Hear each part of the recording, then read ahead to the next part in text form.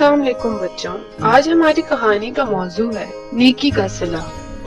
आलिया और आमना दो बहनें थीं जो अपनी नानी के घर पहाड़ों में गई हुई थीं। वो रोज कहानियां सुन के सोती। एक दिन आमना को बाहर एक बूढ़ा इंसान नजर आया जो सर्दी में जमीन पे बैठा हुआ था।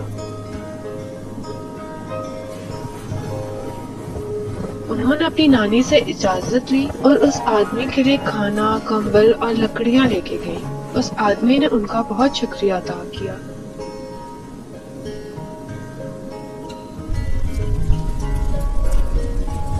कुछ दिन बाद आमना और आलिया दूर कहीं पहाड़ों में खेल रही थी।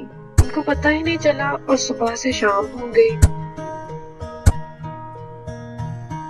थोड़ी देर में काले बादल छा गए और बारिश शुरू हो गई। उन दोनों को घर का रास्ता भी नहीं याद था। वो बहुत परेशान थी। इतने में वही बूढ़ा आदमी आया और आलिया ने उसको बताया कि हम रास्ता भूल गए हैं और इस बारिश में हमारे लिए वापस जाना बहुत मुश्किल है। बूढ़े आदमी को रास्ता याद था। वो उनको उनके घर खैरियत से ले आया। आलिया और आमना बहुत खुश हुई और उस आदमी का बहुत शुक्रिया अदा किया।